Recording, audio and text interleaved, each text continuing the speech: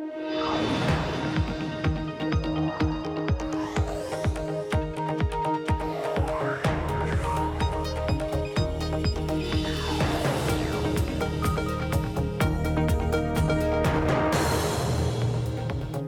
Selena Wang, and for Emily Chang in San Francisco, this is Bloomberg Technology. Coming up in the next hour, a shakeup in the payment space. Apple and Goldman Sachs are teaming up for a credit card. Can the companies dominate the fintech space? Plus, Lyft ramping up plans to file its IPO along with Pinterest. Will the startups attract investors in the public market?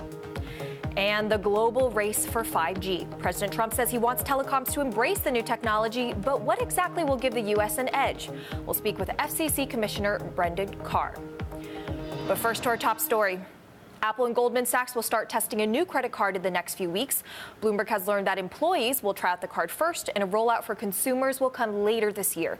The card is part of Goldman's push into consumer finance. Joining us now is Bloomberg Technology Julie Verhage, who covers all things fintech. Also with us, Bloomberg Technology's Mark Gurman, who covers all things Apple. Julie, so we've known for a year that this co-branded credit card was happening. This is a very crowded space. How exactly is this going to work, and how is Goldman and Apple going to set it apart? Right. So it sounds like right now they're trying to leverage the, brands coming together, and that there's probably a lot of customers for each side that, I can expect a lot of people that are wealthy clients of Goldman that have iPhones, and you've seen both have a way to benefit from a transaction like this. Obviously, I want to know more about what this credit card actually is going to offer, because like you said, this is a very crowded space. Is there going to be great cash back? You're going to get discount on Apple products? Probably not, but I'll be interested in seeing what exactly that is.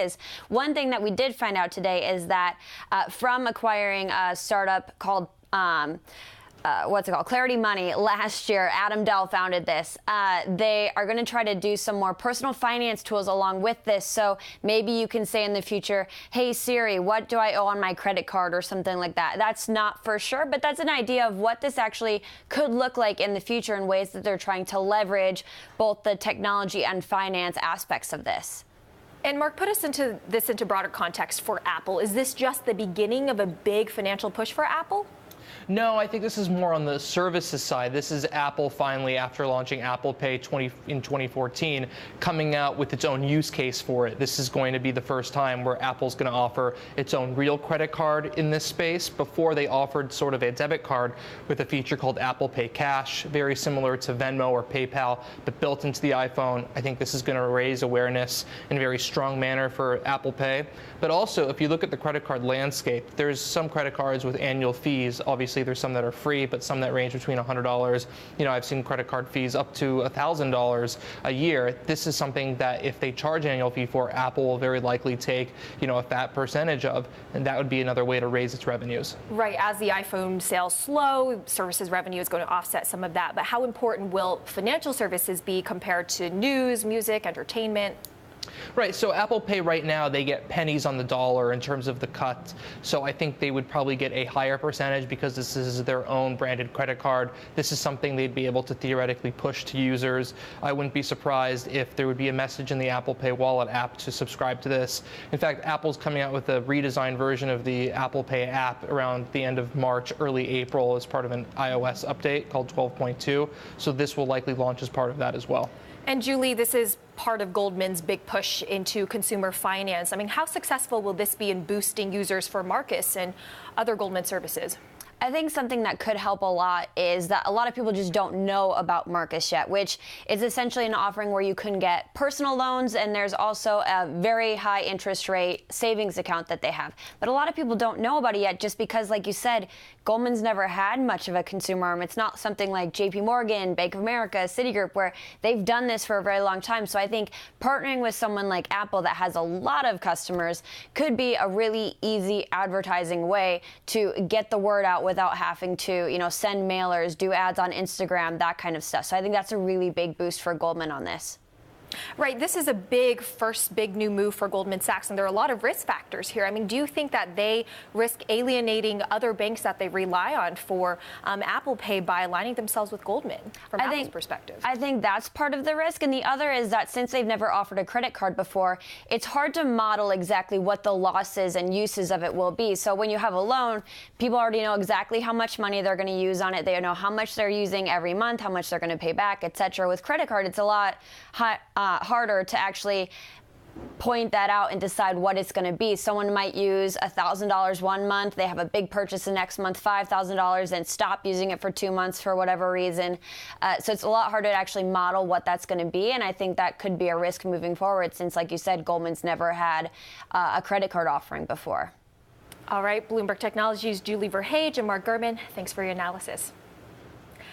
Tesla's Model 3 has lost a coveted recommendation from Consumer Reports. The publication also dropped the electric car maker's brand from its top 10 in a closely watched annual ranking. Tesla owners reportedly have complained about issues including loose-fitting exterior parts and defective glass. Joining us to discuss from Detroit, Bloomberg's Chester Dawson. Chester, what were some of the other things that consumers were complaining about? Well, there were a range of things, everything from like the rear windshield glass, which apparently suffered some stress fractures, to things about the trim of the vehicle, how the metal fit together. So there are some fairly basic things, the Model 3, that are not easy to fix with a software patch, which is something Tesla's done in the past, and are likely to dog it for some time to come. Right. Tesla said in response to this report that they've made significant improvements to many of the areas of criticism.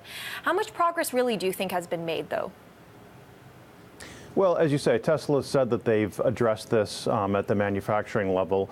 That doesn't help the cars that are currently on the road, but as they ramp up production, they claim that this is no longer an issue. I guess we'll just have to wait until the next round to see. But like I said, it's with this issue as they try to expand their capacity and their production run.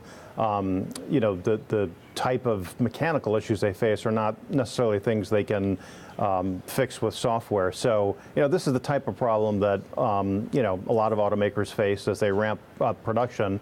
It's just that with Tesla aspiring to produce so many of these Model 3s, it'll be a very interesting challenge to see whether they've got the moxie to pull it off and not have a lot of these type of problems continue to crop up. So shares fell after this report came out, and this comes after several price cuts when it comes to the Model 3. So how do you see this report impacting demand?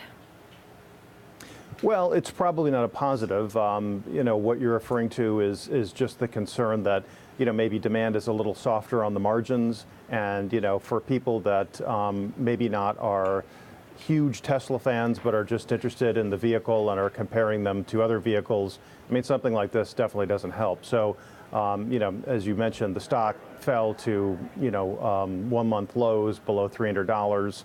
And I think there's a little bit of wariness out there to make sure that, the fairly strong demand we saw in 2018 is going to be sustainable going into 2019 and beyond. Now, what I thought was interesting is that the car fell to number 19 in Consumer Reports brand rankings, down from 11 spots from last year and its lowest ever. Why such a dramatic fall? Well, that refers not just to the Model 3, but to all Tesla vehicles. That currently has 3 production models. And, the Model X SUV has long had some issues in the Consumer Reports ratings. And the Model S has had some issues, too. So basically, they do not recommend any of the 3 models. And I think altogether, that's what brought down the ranking of the brand so dramatically out of the top 10. And it's no longer even the best American brand. It's like it was last year. It fell below Buick and Lincoln in this year's rating. Now, how much weight do car buyers really put on this Consumer Reports rating?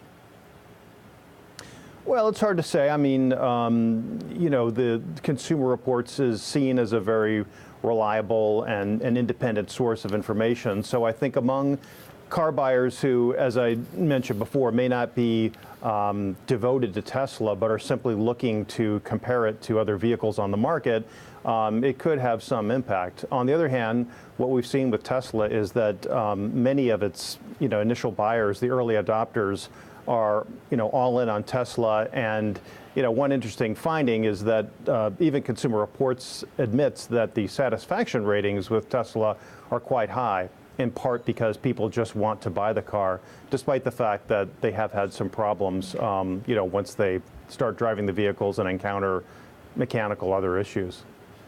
All right, Bloomberg's Chester Dawson, thanks for joining us. And in IPO news, Pinterest has filed confidentially for a U.S. initial public offering. According to people familiar with the matter, the visual search site could list toward the end of June. No final decision has been made on the IPO plans. Pinterest has declined to comment. And coming up, the race to the public market gears up for ride-hailing company Lyft. Why the company hopes to make it to the finish line before Uber, up next. And if you like Bloomberg News, check us out on the radio. You can listen on the Bloomberg app, Bloomberg.com, and in the U.S. on SiriusXM. This is Bloomberg.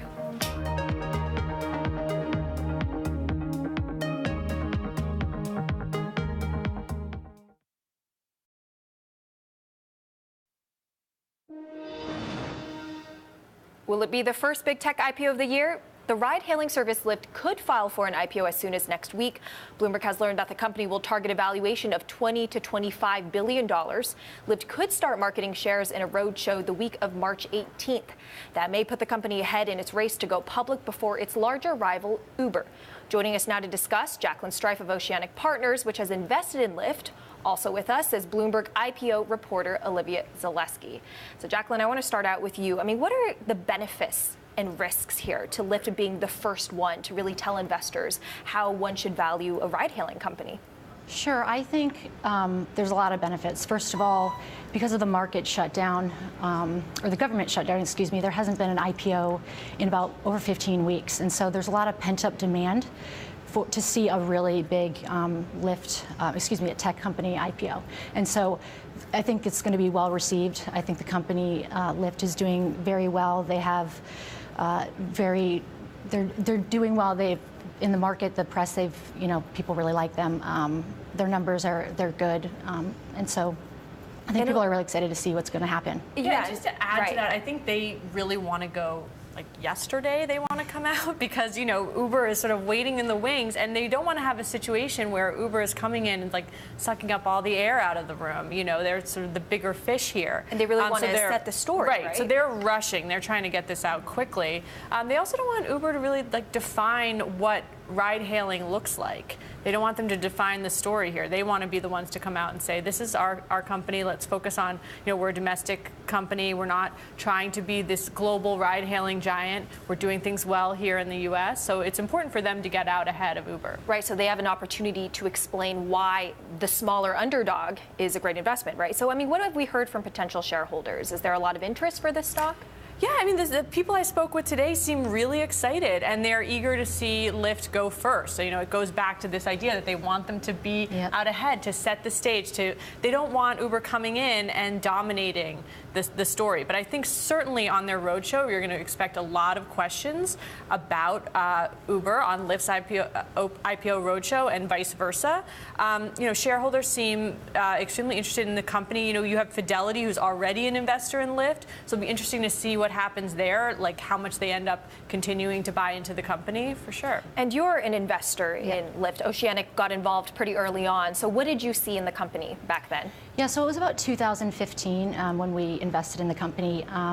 We have guys at our firm that look at the numbers. I personally look more at the relationships and the personalities and the story behind the business. And, hands down, Lyft has people like Lyft. People want to see Lyft be successful. I took a Lyft here to get here, and everyone just can't say great things about Lyft and how they treat people, how they treat women and all of their their employees and the people that they ride with. And so I'm really excited to see where the company goes. I'm excited for the employees that I've worked with, the people that I've met in upper management. I think everyone deserves a really good IPO, and we've been waiting for 4 years now, and so it'll be really exciting. And now both of the companies, Lyft and Uber, are losing money. How do you see public investors stomaching those losses? You know, I think a lot of tech companies are not profitable, but I know that Lyft is really working towards increasing their margins. You know, they're trying to increase their market share within the U.S. They have a more streamlined strategy. They don't spend as much money as Uber, and they are really trying to, you know, expand socially and consciously. And I do think that they're going to get there, but it's going to, you know, I think they have to tell their story, but they're slowly getting there by expanding in all the cities around around the U.S. And how concerned are you, and potentially maybe you're hearing this from your sources, about the risk of regulation and some of these minimum pay requirements that are in very important cities like New York City? You know, that's a good question. I think you're going to see regulations in all sorts of different companies, whether it's ride sharing or, you know, the Airbnbs of the world. But you know, they're all going to work together. I think at the end of the day, what they want to do is make transport more efficient in cities. They want to make it efficient. They want to make it, you know, worth it, easier for the end user. And I think they're going to work with cities to make it the most efficient and pay what they need to pay and do the right thing. And Olivia, I want to touch on Pinterest. They just confidentially filed for an IPO. I mean, what was their thinking about that, around the timing? I know, they just keep coming. They keep coming every day. Catch a break. I know. As a new IPO reporter, I feel like every day there's a new one. So yeah, Pinterest confidentially filed. You know, I think they're going to be one of many that we're going to expect to see go. They'll probably end up going around the summertime. A lot of interest in them and excitement about them as well. And really briefly on Lyft, what about picking the NASDAQ over the New York Stock Exchange? I mean, what's the significance of that? Yeah, I think NASDAQ is sort of a hot place to go for tech companies. It's interesting that Lyft ended up getting NASDAQ. It sort of, you know, begs the question of where will Uber end up? You know, NASDAQ is popular for tech companies for a number of reasons. Right now, I think they're up about 13%. You get a big splashy presentation when you go there.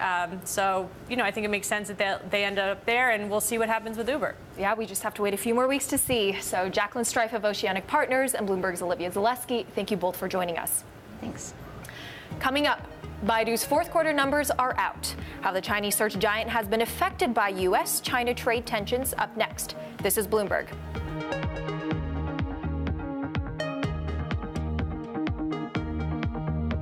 On February 27th and 28th, Chairman Kim and I will meet in Vietnam. Trump wants Kim Jong-un back to the table, and the United States wants complete denuclearization. We'll have to see in the next talks.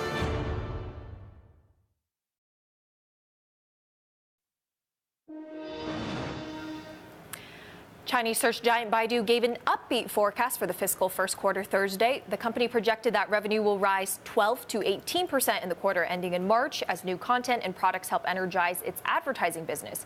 Baidu is spending billions on AI and younger services like its newsfeed as it fights off rivals like Alibaba and ByteDance amid a slowing economy. Joining us to discuss is Bloomberg's Stephen Engel in Hong Kong. So, Stephen, it looks like things were a little bit better than expected. Break down the numbers for us.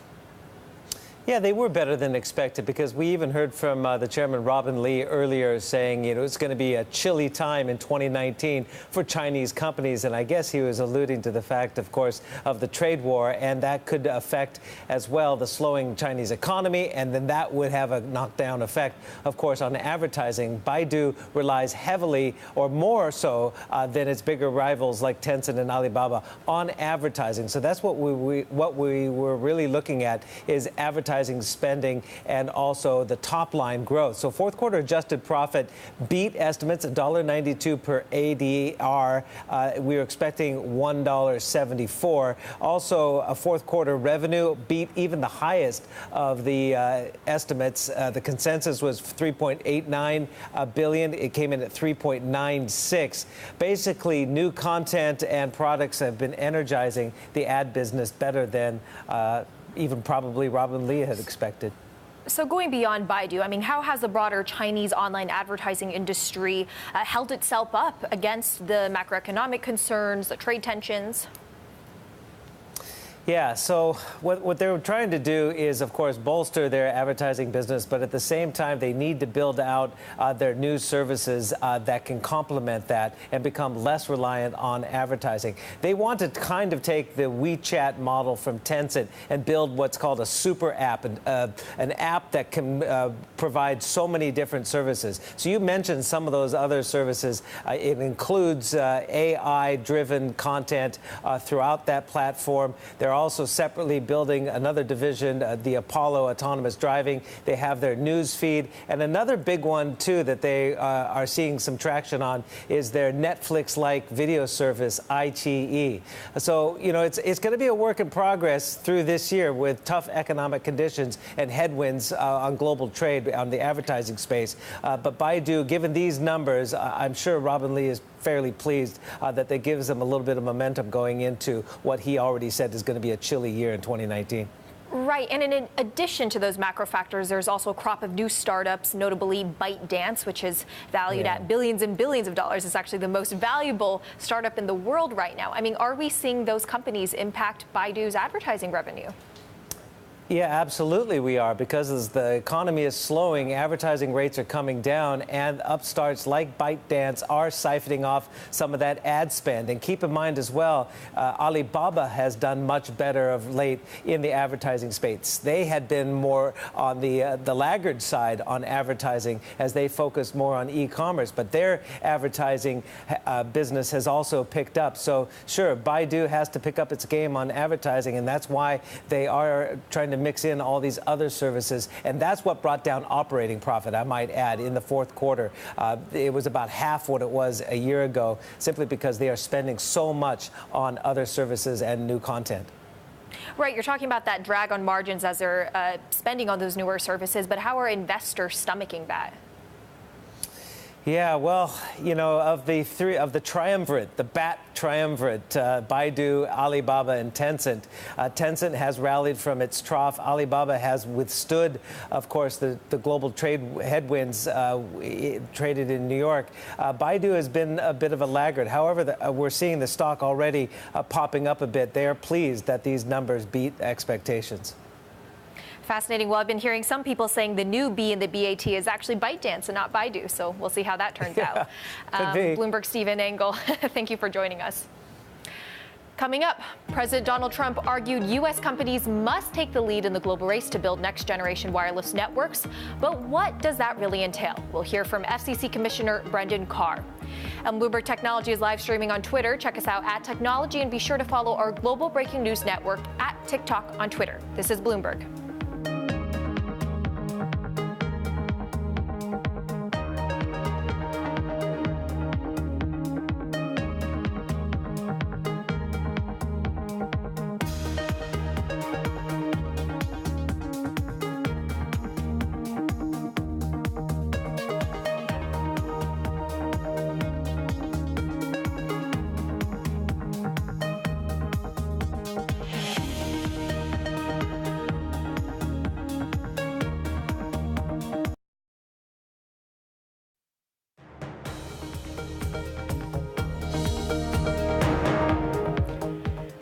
This is Bloomberg Technology. I'm Selena Wang in San Francisco. Let's return to our top story. Apple and Goldman Sachs are planning a test of a joint credit card as part of a wider push into consumer finance for both companies. Lisa Ellis, who covers the payment sector for MoffettNathanson, published a new note on this development and discussed it earlier on Bloomberg Television. This is a co-brand card. It's another step for Apple into the payments world. They already have a prepaid card. They already have Apple Pay, of course. So it's been sort of a 5-year journey for them. A little bit, perhaps, though, unusual that they would be partnering with Goldman on this. Synchrony is usually the bank of choice for co-brand cards. That's, for example, who PayPal works with for their similar card. Amazon also has a card that's in the same vein with Synchrony. So, you know, the Goldman piece of this is a little bit unusual, a little bit new. So it'd be interesting to see, you know, how that plays out. A bit of a risk. Some analysts saying, look, this could potentially blow up on them as it's Goldman's first foray. But back to Apple's area, I mean, is there much of a niche as to why they're doing this? I mean, how can they, I can understand that they want more and more people to use their phone to pay for things. More addiction, more use case. But are they going to win that many users, do you think? Did you read anything in the announcement that made you think this is a winner?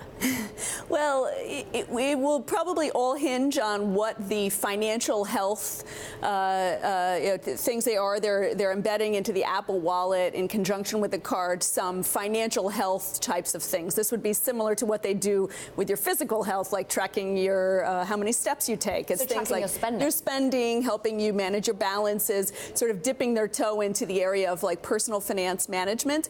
If that is truly differentiated, then that will bear watching. But in terms of a co-brand itself, I mean, there's many co-brands out there. I mean, every major retailer, right? Yeah. And they typically attract just a very niche set of consumers that deeply adores and loves and is a zealot over the Apple products, which is totally fine. But it's nothing new or different.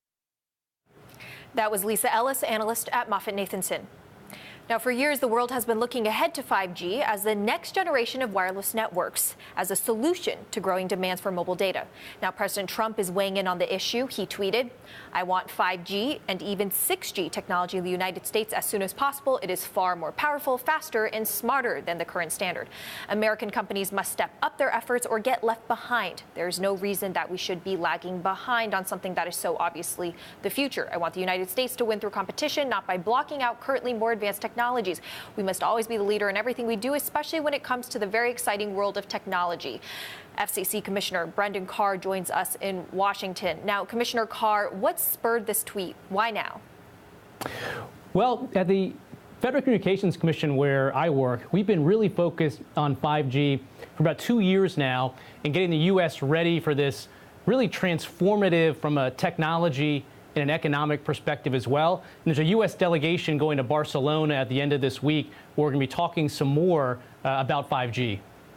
But how should we understand the meaning of his tweets? His statement that the U.S. should win through competition, not by blocking advanced technology, seems to conflict with reports that the White House may be doing an executive order to block telecommunications companies like Huawei. Yeah, there's a couple issues going on here. One, when you look at this global race to 5G and which country is going to be first to deploy this new technology, China has a very different system than the U.S. does in terms of command and control. In the U.S., what we've been focused on is trying to get the government out of the way and let our private sector invest and compete. And at the FCC, we've been updating our regulations to help spur the private sector's investment and deployment of 5G. But is there anything in those tweets that suggests a softer stance towards Huawei? I wouldn't know the president's thinking on those particular tweets, but we've been very active, whether it's in Congress through legislation. The White House hosted a 5G summit earlier in the year. And at the FCC, we're also taking action to try to see more of this 5G deployment. There were 14 cities that saw 5G deployed last year, and we're expecting to see 30 or 40 cities with this new 5G technology this year alone. Now, what are the risks to completely cutting ties with a carrier like Huawei? For instance, many rural areas rely on companies like Huawei because they tend to be much cheaper. It's equipment. That's right. And we have a proceeding ongoing right now at the FCC where we're looking at these exact issues. Is there a security threat from a particular company or from particular parts of the world? If so, what steps do we need to take? And that's an ongoing proceeding where we haven't reached a final decision yet. But even apart from that, when you think about 5G, it's going to connect more than just phone calls. It's going to be about the Internet of Things, smart cities, telehealth applications. And so part of that question is about 5G values. And when you have companies deploying these networks, do you want companies that are going to respect the rule of law, that are going to respect IP protections, that are going to respect First Amendment rights? And that's part of why we want to make sure the U.S. sees 5G first and why U.S. companies are right up there deploying these new networks. Now, those tweets we talked about earlier not only mentioned 5G, but also pushing ahead to 6G, which is really not even existent at the most basic level. So what's your take on that? Well, from our perspective, we're really just trying to get the regulatory playing field right to unleash this new wave of innovation, and then we'll let the private sector take it from there. 5G is a big piece of the future, but next generation broadband is actually going to take on a lot of different technological forms. There's a new generation of low Earth orbit satellites. Wireline companies are upgrading their networks. So at its core, we just want more broadband for more Americans, and 5G is going to be a piece of that. But there's other technologies out there on the horizon that we're also excited about. So as countries around the world race to develop 5G technologies, I mean, how would you rate our administration's ability and thinking right now to secure those networks from cyber threats? Well, right now we're in really good shape with respect to the deployment of the infrastructure, and we have agencies across the administration and independent agencies as well, very focused on this cybersecurity issues. So I think we've got the right people focused on these issues, and we're looking at it at the right time before we see 5G fully deployed. And I want to shift gears a little bit to net neutrality. Since net neutrality has been rolled back, what type of changes have you seen from internet service providers? It's been really great results for consumers across the country. There was a report that came out not long ago that showed that internet speeds in the U.S. are now up by 40%. The FCC itself just released a draft report that shows the digital divide is closing substantially, and there's still a lot of work to do to get more broadband deployed to hard-to-serve parts of the country. But investment is up, speeds are up, prices are down, and I spent a lot of time with the infrastructure crews, the telecom crews that are doing the hard work to actually deploy the physical infrastructure for the network. And from Florida to Iowa to Alaska, they said they've never been busier. So I think we're really headed in the right direction now. Can you give a little bit more detail on investments being up? Because one of the main arguments to scrap net neutrality, obviously, was that ISPs would increase investment. But capital expenditures from the Big Four most recently show that they've actually been decreasing the amount of investment.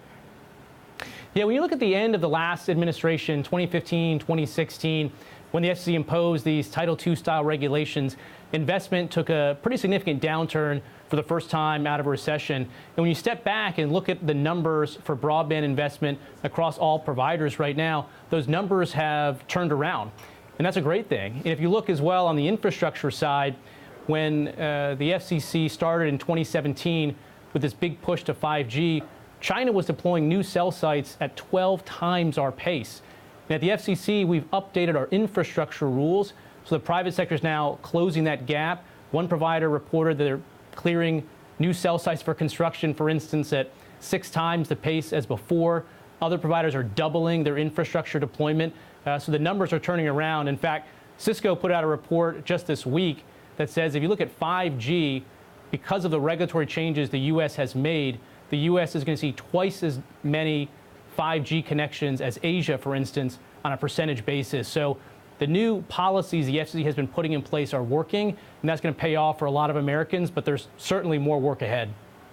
How do you think the scrutiny and efforts to block Huawei equipment around the world is going to ultimately impact China's ability to become the global leader in 5G? Yeah, it's a good question. I mean, we're very focused on trying to make sure that U.S. companies have a fair shot to compete in this space. And our number one goal at the FCC has been getting the government out of the way so they can compete. Again, China has a very different system where they can essentially snap their fingers and command new infrastructure to be built seemingly overnight. But the U.S. won the race to 4G based on our free market approach. And I'm confident that we're now in good shape to see these networks deployed, whether it's 4G, 5G, or next generation. All right, FCC Commissioner Brendan Carr, thank you so much for joining us. Thank you. Coming up, the rise of food delivery has brought about demand for more kitchen space, and Chinese startup Panda Selected is racing to beat rivals to the punch. This is Bloomberg.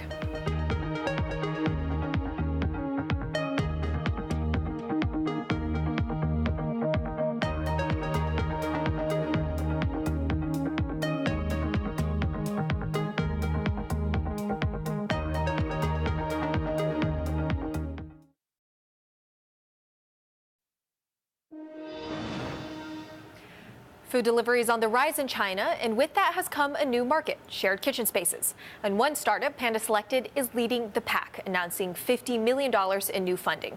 The Beijing-based company offers kitchen space, supplies, and marketing for restaurants looking to reduce their overhead costs and meet the demands of increasing food delivery. The investment, led by Tiger Global alongside DCM and Glenridge Capital, values the company at as much as $300 million. Joining us to discuss is DCM Investment Vice President Sarah Wei. So, Sarah, I actually spoke with the Panda Selected CEO yesterday, who spoke a lot about increasing efficiency and capacity for these restaurants. How exactly does this shared kitchen concept work? So and nowadays in China, like the online delivery market, food delivery market is growing really fast, and it's really phenomenal, right? So there is we do observe trends like offline traditional restaurant chains. They are expanding online, and the online growth is very impressive.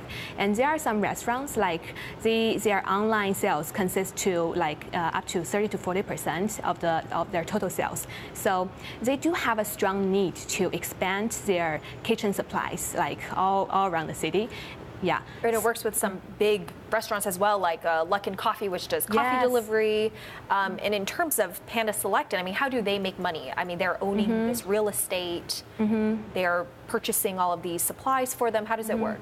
Yeah, actually, they will look for like they'll look into this kind of CBD areas and to really search for this kind of no foot traffic locations where the rent would be low, so that they could remodel that into these kind of delivery kitchens, and they divided the like 400 to 500 square meters location to like 20 spots, and then rent it out. So the main revenue model is come from the rent arbitrage. Yeah. So, I mean, companies around the world are really experimenting with this model. We have Deliveroo in London trying these field kitchens. There's a Paris startup doing this. Travis Kalanick's new startup, Cloud Kitchens, is also in this space. Yeah. So what sets Panda Selected apart from the rest? I think the China market is quite different because first of all, the online food delivery market is growing really fast and it's really big. You know, China have like this kind of density population, and which and also combined with the increasing mobile penetration, we have a larger and larger online food delivery market. And the second thing is that there is some like arbitrage opportunities between these kind of there's emerging needs from the traditional retail chains. What we see is that restaurants actually will line up before even before the kitchen actually open up. So we could see that the market need is really strong. So we do think there is a structural market opportunity to build this kind of supplies. Right, and the Travis Kalanick-backed Cloud Kitchens is reportedly trying to expand into China. I mean, do you think an international player can succeed in the Chinese domestic market? Yeah, we do saw that on the news, and we have been actually Panda Selected have been in the business for like 3 years, and we have DCM invest in the company like 2 years ago. So we have been in the local market for like 2 or 3 years. So we accumulated a lot of like local know-how and expertise. And in order to succeed in the market, I think there are 2 levers that is critical. And first of all is that you really need to have the offline operation doing right, and there are a lot of work like compliance, like to select the right locations and to have the construction management work, and also to get all the customers to fill in. And the other lever is that it's actually capital, and the capital one, I think we have like Panda have like Tiger Global backed it for this round, so it's a deep pocket. Right, and speaking of Tiger Global, I mean, why did they choose to back Panda Selected versus Cloud Kitchens, which is run by the former Uber founder, CEO, and Tiger's obviously a big investor in Uber. So what explains their thesis? Yeah, I understand. Actually, I cannot speak for Tiger Global, right? So what we observe, but we all know that like big hedge funds like Tiger Global, they go like they will go after whatever will make big returns, right? I think first of all is the market. The market in China, it's this kind of WeWork for delivery kitchens market. It is much bigger in China. And the second thing is I think the economics model in China makes a lot more sense maybe than compared to the US. And the third one is that we do have where Panda is actually now the largest player in terms of the operating scale. So we have like over 100 kitchens all around China, like located in Beijing, Shanghai, Hangzhou, and Shenzhen, the major cities in China. Fascinating analysis. Thank you, Sarah Wei with DCM, for joining us. Coming up, Flexport just closed a $1 billion funding round led by the SoftBank Vision Fund with the goal to change global shipping and logistics. We'll hear from the company's CEO about working with Masayoshi Son. This is Bloomberg.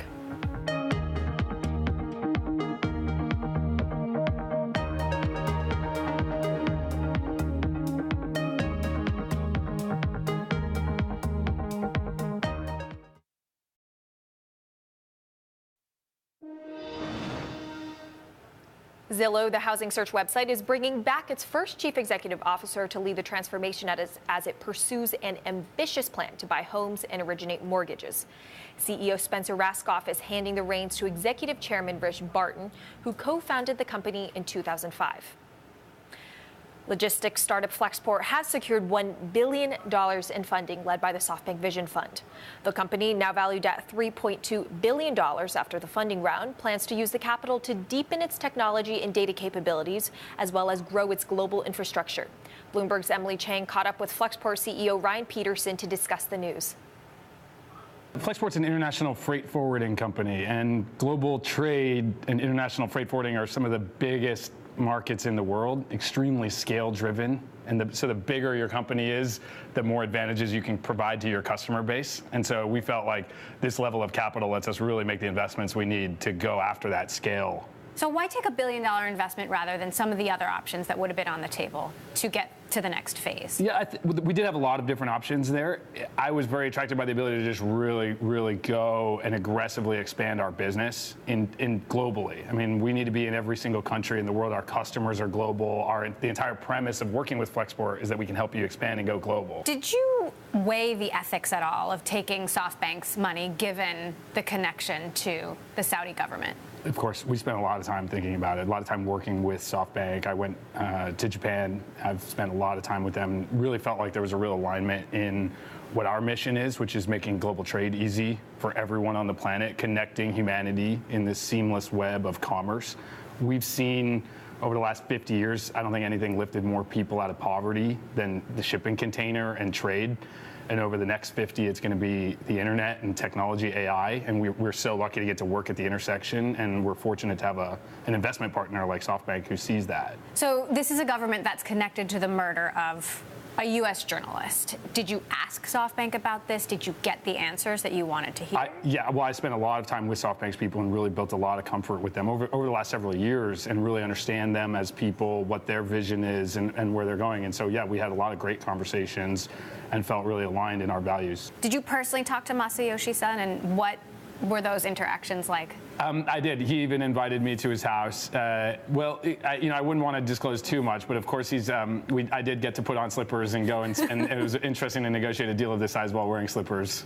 But what was your impression of him, and why you felt like this could work? So I've always been attracted to his worldview ever since I first read. They have a great PDF of their 30 and 300-year vision document explaining and I've never seen a company that has a 300-year vision before, and that was inspiring to me. One of our core values is to play the long game. And I think in awe of everything he's achieved in his career, and to be in the presence of a visionary and hear firsthand some of the stories about his advice to Alibaba in the early days about how they can do their pricing strategy to win in that market.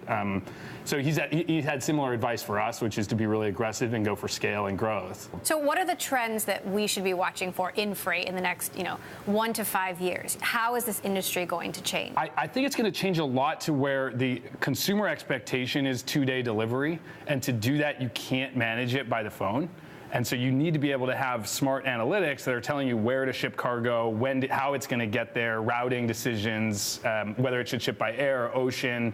And ultimately, what the brand cares about is their cost, their transit time, and the predictability of the system. And those are things that the freight industry is only focused on cost historically. And we're saying, let's look at these other factors and see how they affect your growth. How is the trade war and the uncertainty around what's actually going to happen impacting the trends that you're seeing? The trade war is fascinating. We're on the front lines of it. Our customers are getting impacted every time there's a new tariff imposed. The customers, that hurts bad. And we're there with them trying to figure out within 5 minutes of a new tariff code being implemented, we're the ones notifying our customers and saying, hey, this is how it's going to impact your business, and starting to help them plan around that. We see a lot of movement of factories, supplier base from China to Southeast Asia and other regions. How much movement? Just anecdotally, in the last month, I've talked to 10 customers, and 9 out of 10 are moving significant portions of their supply chain from China to other regions. So it's a big impact. Is that going to be longer term, no matter what is decided? Well, the one thing we know is there's going to be a lot of uncertainty, and so it's very hard to make longer term predictions, and that's the whole problem, is that these brands need to plan. Supply chains are things that need to run on a routine, and they don't just change overnight, and yet like at the speed of a tweet, we can change what the policy is. So it's very hard for brands. And I think that's one area that we can shine, is be more adaptable, faster to learn the new regulations, consult with our customers about it, and help them plan. So the president has set this March 1st deadline. We don't know what's actually going to happen on that deadline, but what are you going to be doing on March 1st? Well, we'll be up late that night and following very closely exactly what's implemented, because we've seen if we can respond in real time, knowing here are all the products that are affected, and this is the amount of new duty that's imposed. Our customers love it when they hear from us first, and we're able to tell them this is the exact impact on you. And you don't want to be the one researching that. You want to know that you're working with a trusted freight forwarder and customs broker that's got your back on these things. That was Flexport CEO Ryan Peterson speaking with Emily Chang. And that does it for this edition of Bloomberg Technology. On Friday's show, we'll speak to longtime investor Keith Raboy, who has joined Founders Fund as a general partner. And Bloomberg Technology is live streaming on Twitter. Check us out at Technology, and be sure to follow our global breaking news network at TikTok on Twitter. This is Bloomberg.